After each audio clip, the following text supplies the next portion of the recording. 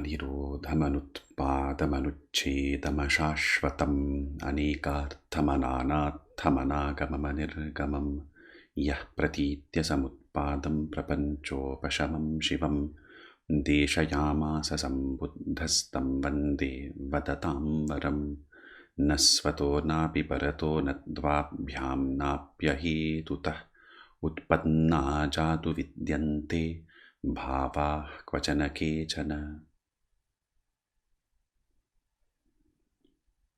Welcome back to our Dharmapada session.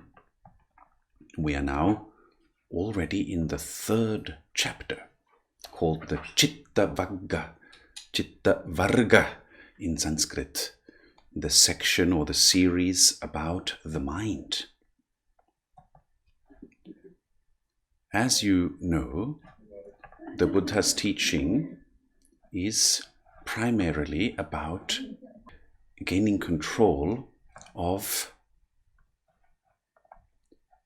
the activities of the mind. And you see, the word control is not so well chosen. In fact, it is less control than clarity.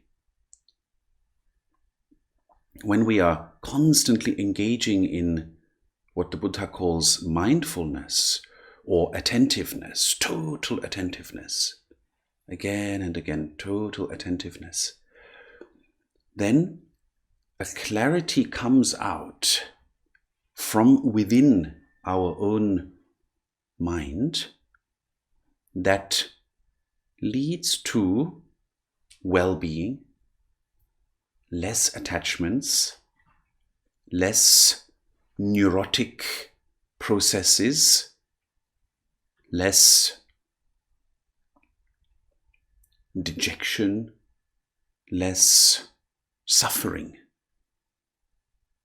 Thus, there is a direct correlation between increased attentiveness towards all phenomena, all experiences of the body, the emotions and the mind, and well-being.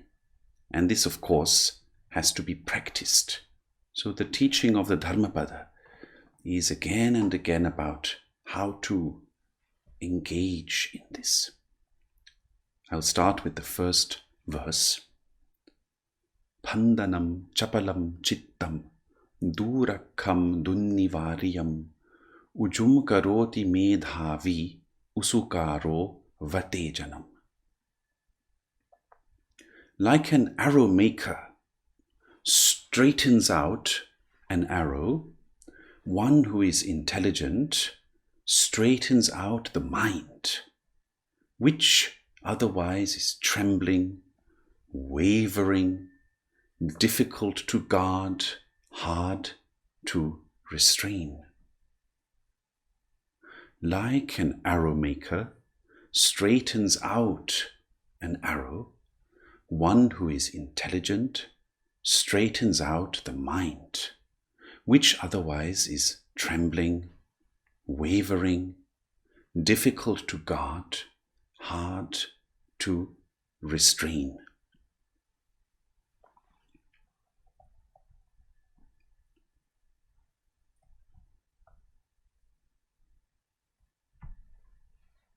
Can we all, for a moment, just for 45 seconds, look directly at the character of our mind and identify that character right now? How is the mind? That is the question. How is the mind? How is your mind? Just for 45 seconds.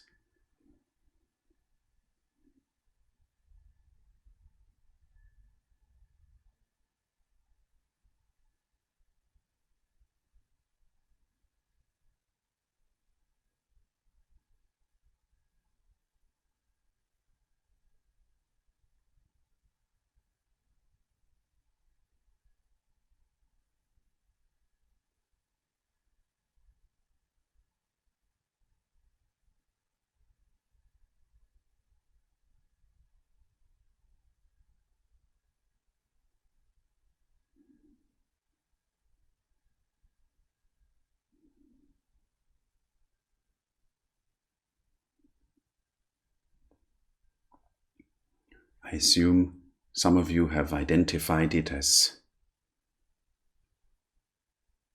wavering, moving away. Some of you have not been sure what to identify. Some of you might feel calm or peaceful.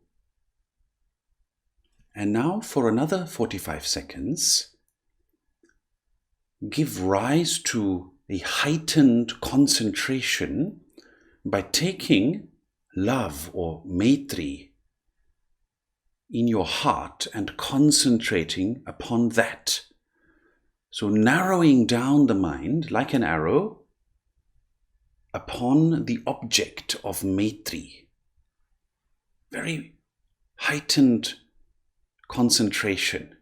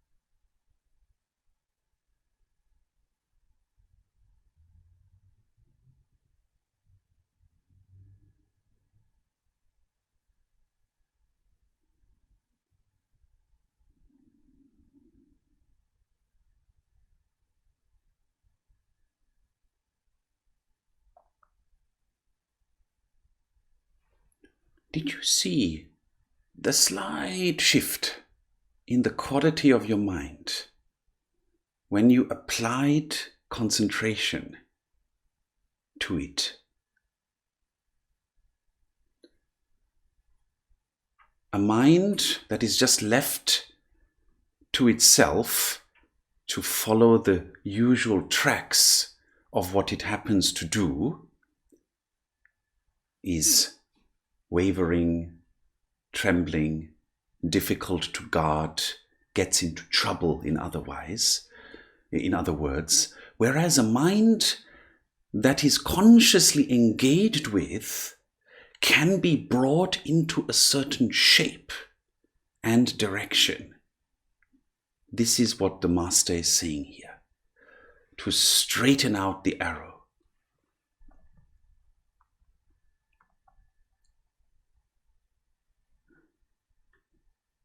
Varijo vatale kitto, o kamo gata ubbhato, pariphandatidam chittam maradhiyam pahatave. In order to leave the domain of death and suffering, the mind first trembles like a fish tossed from the water onto dry land, writhes about hither and thither. In order to leave the domain of death and suffering, the mind trembles like a fish tossed from the water onto dry land, writhes about hither and thither. Very important verse. Leaving the domain of the ordinary mind that is full of selfishness, full of the tracks of suffering, the habits that cause it to suffer, is not an easy endeavor. It is, in fact, like entering an entirely new country without any luggage or resources. The example the Buddha gives is like tossing a fish from its habitual place of living, the water, onto dry land. the fish feels totally out of place. Similarly, when we begin to meditate, sometimes it's very difficult. Not for all. For some it is very easy, but for some it is shocking, and they don't want to meditate. They don't want to look at the mind. Because it's all these urges and all these inner activities going on, and we can't make any sense of it. Sometimes we feel, it would rather make sense to do something than to sit and look at the mind. To do some service to others, to help our family, to maybe clean the house or do something. And yet, no one is saying that we shouldn't do those things. What the Buddha says is, we can look at the mind knowing that this is the path to leave the domain of suffering. You see, that is the key point here. We are not meditating or looking at the mind as some kind of duty. It's not because someone is telling us, you've been a bad boy, you have to look at your mind. We're doing it for a purpose ultimately. And that purpose is to leave the domain of suffering. That if we practice meditation for a long time with great dedication and commitment, and not only in the seated position, very important, but all the time, attentiveness to every moment, again and again, something is going to happen. The mind will become free of those habits and those tracts. Initially, it is difficult to believe, but slowly we begin to taste that. The usual tracks which lead into suffering become less and less and less, and the mind develops a natural soft quality, a natural gentleness, which then turns into a compassionate caring for itself and for others. This is what the Buddha calls guarding the mind. And then, slowly, slowly, this turns into a continuous clarity, a continuous gentleness, which is then free from suffering. And in fact, there's a fascinating story here, or I think it's interesting. The Buddha is not asking anyone to leave their duty. While residing on the Chalika mountain, there was an event. A bhikshu, a monk called Meghā, was attending upon the Buddha, and he was returning from his round of collecting alms. Alms means bhiksha in ancient India, and also today, of course, if you go to other countries as well, like Thailand and Burma, there's still this tradition we have in India where a monk who is asking for bhiksha, for alms, is treated with great respect. He's not seen as a beggar or a she or a nun. Rather, with great respect, they're given fruits and rice and other items to eat. So, on his way back from the round of collecting alms, he noticed a pleasant and beautiful spot near a wood of mango trees, a mango grove. If you remember, in India, we had a mango garden behind our ashram, and the guests would always enjoy those mangoes, especially the monkeys. So then at some point the ashram had to appoint a chowkidar. Chowkidar is someone with a stick who would keep the monkeys away. I hope he didn't hurt them. In any case, this monk also saw this beautiful mango grove, and he thought, that would be a lovely spot to meditate. So when he came back to the Buddha, he told the Buddha, I found this wonderful spot and I want to go and meditate there. But actually, the bhikshu had some duties to finish. He was supposed to sweep the speech hall. In ancient India, also today, they had these sort of made from bamboo's tree, these temporary, very simple speech halls, and he was supposed to sweep there. And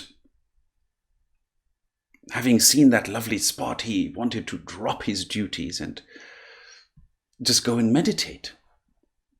But the Buddha told him that he should first complete his duties and he should wait till the other bhikshus come back, the other nuns and monks come back, and then he can go and meditate. But the young chap was in such a hurry to go, so he repeated his request again and again. And then the Buddha, of course, being full of kindness, told him to go and do as he wished. So then the young monk set out for this mango grove and sat beneath the foot of a tree and practiced meditation. But the whole time, his mind kept wandering about, and he was assailed by many thoughts. Is this really the right calling for me? Is this really the destiny I've chosen for myself? Lots of doubts came up in him. This is called vitakka in Pali, vitarka in Sanskrit. A lot of doubts. And he was not feeling right. He was not feeling in the right place. So when he came back after a couple of hours, the Buddha told him that the mind is easily excitable. We have this sudden urge, I want to go and meditate there. But this kind of excitement is not the path. The path integrates all our activities. So, if the young chap had first completed his duties with mindfulness, attentiveness, had done everything properly, one by one, and then, when everything was in place, would have gone and meditated, he would have had more peace and clarity. And I think this story is very much applicable to the modern world, isn't it? That we need to get our priorities right first, we need to complete our duties, and we need to keep space for our practice. But we should not get everything helter-skelter. Otherwise, there is chaos in our practice as well. So we should have a fixed time for our practice, and we should have a very structured way with our duties. In Japanese Zen Buddhism, there is this beautiful practice of having a Zen garden. I don't know if you've heard about this. It's a little box, something very lovely. I don't have one, but I knew someone who had one. It's a little box with lots of sand in it and lots of stones and little flowers maybe. And the point of this little garden is to create a beautiful structure where everything has its place. Everything is clean and tidy. And as you know, most Japanese people are very clean and tidy. little bit like the Swiss. Just joking. But there is something to that we need to be clean and tidy, and everything should be properly in order externally, and then we can have order internally as well. This is also part of the yogic tradition, where one of the preconditions for good yoga practice is in fact shaucha. Shaucha means cleanliness. Cleanliness externally, internally. This orderliness, very important. And I think that sometimes the first step to a good meditation practice is to clean up your room, clean up your living room a little. It feels good, it makes us clearer. And to get your duties done, and not in a sense of, oh, I need to get this done, I need to get this done. That's not meditative awareness. You see, that is just stress. And I'm told, I'm not a medical person, I think Devika ji would be the right person here, that stressful thoughts, they cause cortisol to be released in the body, which is a stress hormone. Yes, Āchārya ji, cortisol and adrenaline. Exactly. And then that state that is released into the body through the hormones causes further stressful thoughts. So it is like they reinforce stressful thoughts. So it begins with stressful thoughts. The stressful thoughts release more of that hormone, and then the hormone causes more stressful thoughts. Is that right, sort of? Yes, absolutely. So, as well as the physical feelings, like to do with anxiety as well. Right. So, stressful approaches to anything are never the solution. They are never a solution. So the moment you sense a stress towards your duty, I think the instant you recognize that, apply mindfulness. Observe the stress. Witness the feeling in your body. And then know that stress itself is not going to increase the quality of your activity. It's going to decrease the quality. It's going to make it a mess. So, everything we do, we can apply wonderful mindfulness to it. And a very great worker I knew, he passed away many years ago.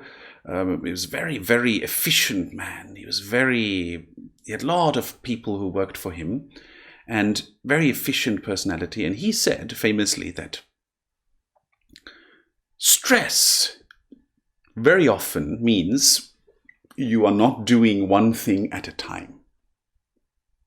That you are keeping all kinds of multitasks in your mind, and you're not attending to one thing at a time properly.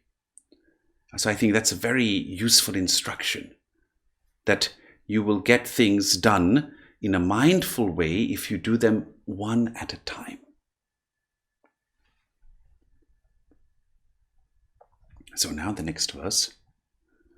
Dunnigahassa lahuno yathakama nipatino chittassa damato sadhu chittam dantam sukhavaham. And also the next one. Sududdassam sunipunam yathakama nipatinam chittam rakketa medhavi chittam guttam sukhavaham.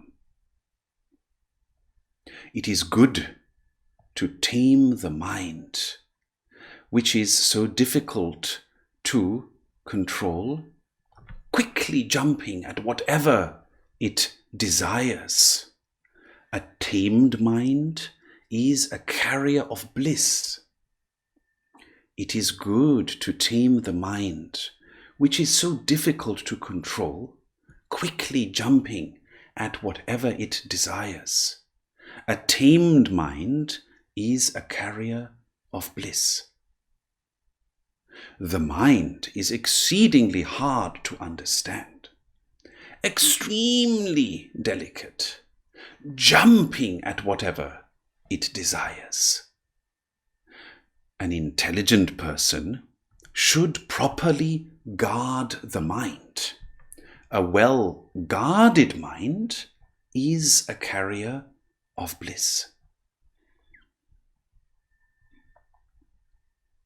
And again, how do we guard the mind? Through attentiveness. You will hear this for the rest of your life from me. But it really is like that. The instant a strong state arises in you, and usually a strong state is either a state of wanting or not wanting. Please observe that. It's usually either one of these two, of wanting or not wanting. And when a strong state arises, instantly come with gentle mindfulness, gentle attentiveness. Know that state. And see what that state is doing, what that state is giving rise to, the subtle agitation it is giving rise to in yourself. And continue to know that. And continue to know. Yesterday, I saw a wonderful video. I was deeply impressed by a very funny chap. Adityaji also knows some of his work. His name is Daniel Ingram. And he's really a funny chap, but he's a long-time meditator. He has done, I don't know how many retreats, but he has lots and lots of retreats. And he said something excellent. And I thought I would share this today. That while you are identifying, for example, an emotion, let us say there is an emotion of fear. He says, keep your eyes open and take the entire room you are in as the framework. The entire vast room you are in. Take that as a framework and keep your attentiveness to the entire room. All at once. Keep all your sense doors open and look at the entire room, and then come back to the emotion of fear while your attentiveness is as vast as the entire room. So, in other words, extend your mindfulness away from yourself to the entire room, all at once. And then again to your fear. And maintain, while you are looking at your fear, maintain the awareness of the room. And you can do this with other emotions as well, not just fear, any emotion. And that gives you a proportional sense that the emotion is some kind of fuzzy phenomenon occurring in you, while the room is also there. The room being the frame in which your experience is occurring. I thought it was very interesting. I never heard that before. Very interesting. And he's a very experienced meditator. So I thought I would share this with you. And here there's another story, which is also very beautiful, that on one occasion, while he was again at the Jetavana monastery, the Buddha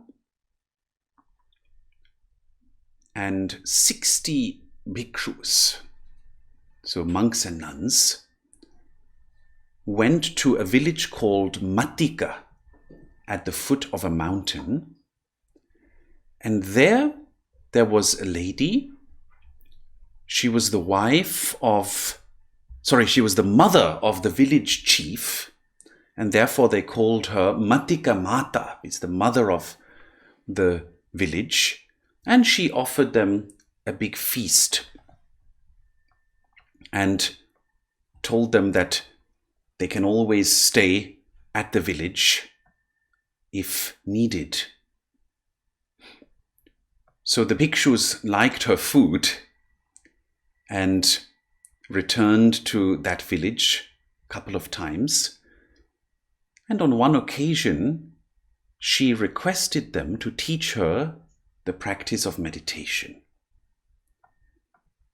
So the bhikshus taught her to scan her body with the mind, to run through the body with the mind, because the bhikshus thought, oh, this old lady, she won't understand, all the sophisticated information we have about meditation. So they told her to just scan the body, the constituents of the body, with her mind again and again. So essentially to meditate on the body.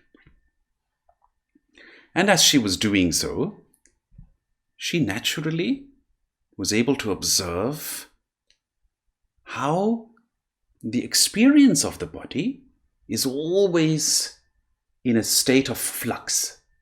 It's always rising and ceasing, and rising and ceasing.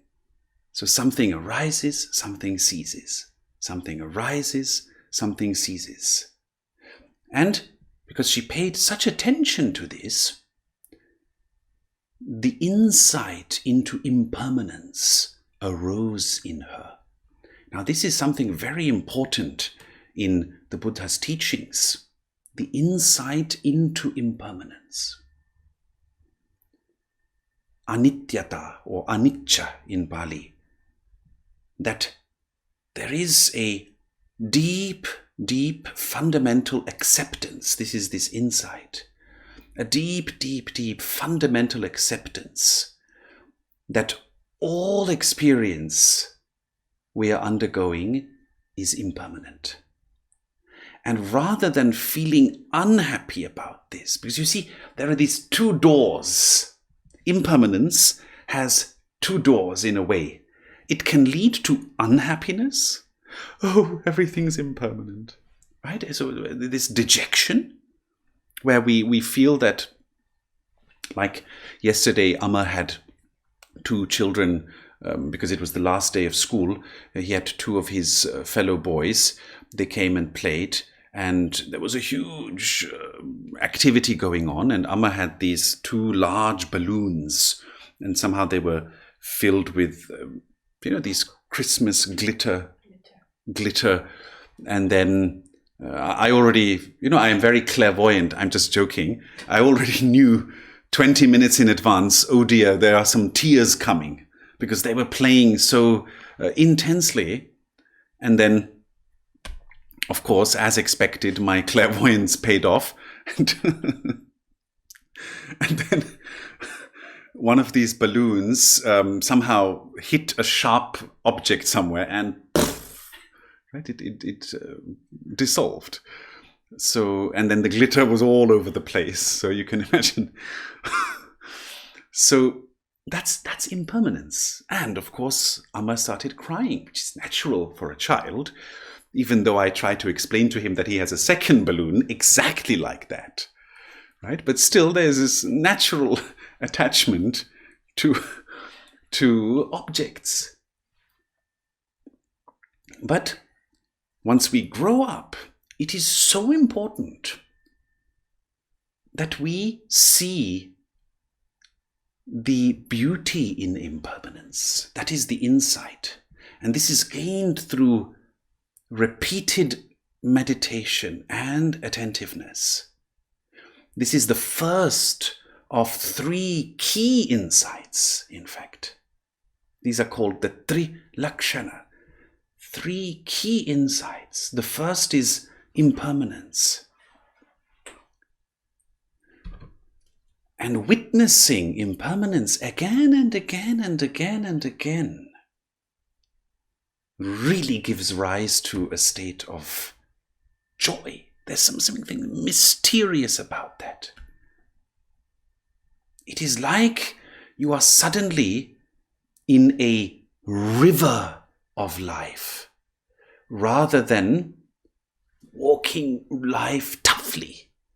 There's these Swiss mountaineers who, in any weather condition, they go to the mountains and they're walking toughly up the mountain just for that experience to be on top of the mountain, and then they come back and they have these strong jaws and beards and very tough people.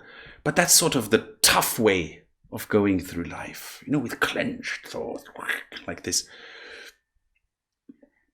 And the other one is the flow experience that comes when we see this amazing impermanence in our bodies, in our emotions, in our thoughts. No emotion or thought or body sensation stays the same for even one moment. And when we totally accept that, totally, then no experience keeps a hold on us. This is the insight into impermanence. And now this lady, by simply focusing on her body and taking that very seriously, gained this insight. And then, usually with this deep insight, there also arises a deep intuition. And when the monks and the nuns came to her for the next time, for the next food, for the next meal, her intuition was that they didn't really have this insight that she had gained. But she also saw that they had the potential, and thus she made wonderful food for them and also began to advise them by giving them meditation instructions. So the interesting point here is that initially it was these monks and nuns who gave her the instructions, but then she suddenly became the teacher. And the monks and nuns also developed this deep insight into impermanence. And after a while, they returned to the Buddha, and they were all in good health, and their minds were also healthy now because this insight made them very radiant. And they told everyone about Matika Mata, this lady, the mother, how wisely she had advised them. And thus the Buddha praised her to show that a layperson who does their duty can also become extremely wise. Very important for all of us, because we are all lay people. We are not monks or nuns. So this story showing that a lay devotee became the teacher of the bhikshus is very precious.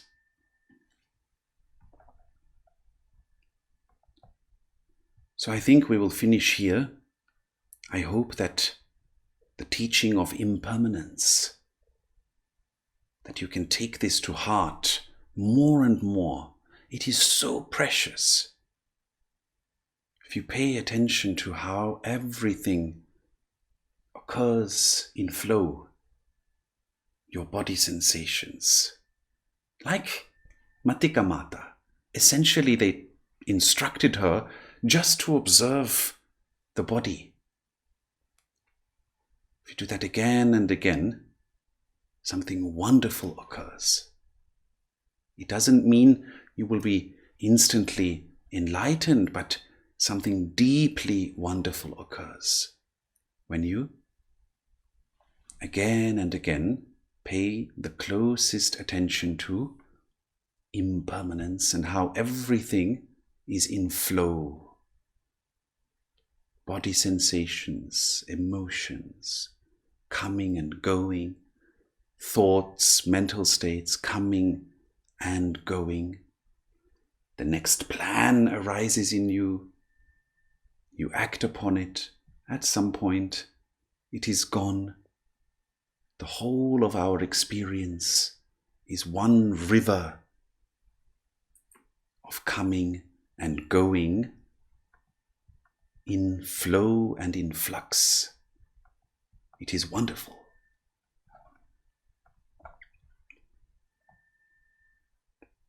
So now, if you have any questions,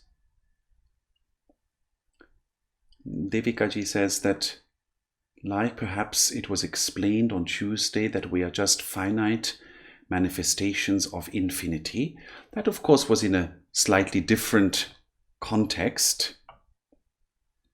But yes, this seeing that all the phenomena of our body, emotions, mind are constantly arising and flowing can be seen a little bit like that. I don't know if your remark was in this context.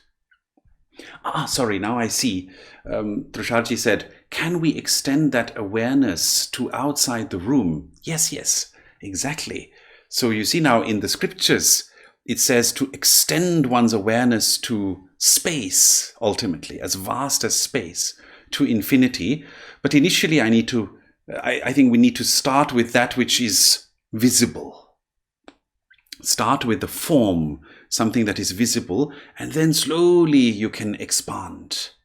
And don't forget that you still exist too, right? That don't ignore your own states, but know them in relation to your expanding awareness.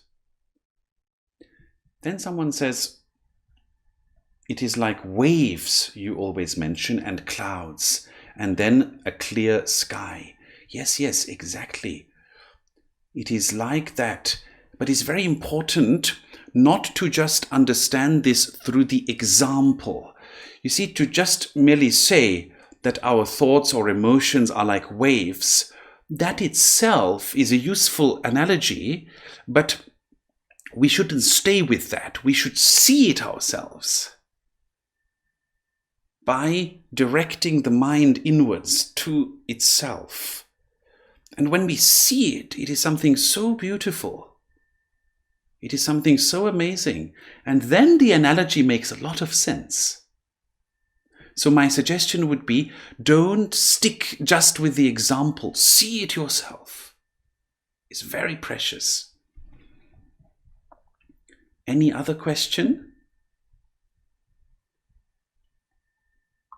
Hi, Vidyābhāskarji. Yes. So, hi, thank you for the session again today. Just wanted to have a bit of clarification around extending the attentiveness in the room. Is this so that you're not getting caught with stories in yourself? Is that the purpose why you want to pay attention wider than yourself? I guess that's question number one. And question number two is, if I start, I'm worried that I would get lost in other stories. For example, if I open my door, then my cat might come into the room and I'll just cat. But maybe that's a good thing. Sorry, that's a bit weird, two questions, but mainly the first one that I'm interested in, why the reasons for the benefit of extending awareness to close area. Well, I thought it was just a very interesting, because you see, I like to listen to other meditation teachers or people who have practiced a lot of meditation, because sometimes, very often, and please don't misunderstand, very often it is just the same language. Everyone's just saying the same thing all the time, right? And then sometimes, when you're an expert at what you do, so when you're listening to other experts, then sometimes you hear something where, now that's one I haven't heard before. Yeah. Right? So this is why I mentioned it here, because usually, this is sort of an insider joke. Usually all the meditators are just saying the same thing. So it's no matter whom you listen, everyone's just saying the same thing. But I thought it was highly interesting. So, because you see in our, Vimarsha approach, or the Buddha's Vipassana approach was very similar. We stay with what is occurring, isn't it? So you have an emotion of fear, and then you stay with that, and you understand it, right? You name it, and you see that it is impermanent. Everything else is the same. But in this case, the idea that you extend your awareness and you take your room as the frame was quite novel. I thought it was a very novel approach. Now, why are we doing that? Yes, this is, of course, I heard it yesterday. It's a very new, novel suggestion. But the purpose is, of course, to see the proportion between the fear or other emotion you have in you and the size of the room, whereby you're sort of objectifying that fear. You begin to sense that the fear is a phenomenon in you. It is not something that is holding you imprisoned. Rather, your attention can go to the room, to the vastness of the room, or to space, as Tushaji said, and then you can see that the relation between the vastness of your awareness and the fear is that the fear is like this fuzzy phenomenon that is there in you, but that there is also much more than that available to you. Mm. And therefore, it is like put into a kind of proportion. It's put into a proportion. Does that make sense? Yeah, I like the idea of putting things into perspective and yes. Gauging the scale of it's quite interesting. I think because you're relating physical. Yeah. Yes. You're relating the physical dimension of both to each other. Yes. Okay, thank you. Welcome. And someone says they are using other words, which gives us possibilities. Yes, so in this case, it's like a novel approach. I like to be very novel. To not always stay with the same jargon. I'm sure that many of you will have observed that I nowadays rarely use the word consciousness. Because when you look at all the spiritual literature for the past 150 years, everyone's been talking about consciousness, isn't it? So now we need to use a new word because it's such an old jargon. So now we say awareness. But this is sort of since the 90s, but now awareness is also becoming very commonplace. So we need to find a new word. So I always joke with Adityaji that we need to create sort of a new word. What's the new word? So one idea is to say cognizing, but somehow no one understands that yet. So we're working on that. But it's very precious to stay novel, very precious. So I thought that this chap, who is very funny chap, I thought that he was worth listening to. Yeah. So maybe you can try that next time you feel a strong emotion. Extend your mind to the room. Yeah. And then see the emotion in proportion to the room. So I think here the story comes to an end, and it is Christmas time. I hope that all of you will have a wonderful Christmas. Christmas, of course, depending on the cultural context. Christmas is a time for increased maitri, it is a difficult time in the world, and we make it more difficult through negative emotions. You understand? The preciousness of meditative practice and tradition is to make that easier which is already difficult. Because if we add negative emotions on top of that which is already difficult, we're making it doubly difficult. So, by practicing Maitri and awareness together, two wings, Maitri, awareness, always go hand in hand. By practicing, we make everything lighter for ourselves, for our immediate environment. So please remember that at Christmas time. Finally, wishing you all the best, much love and joy and awareness, consciousness, attentiveness, mindfulness to all of you. Namaste and see you soon.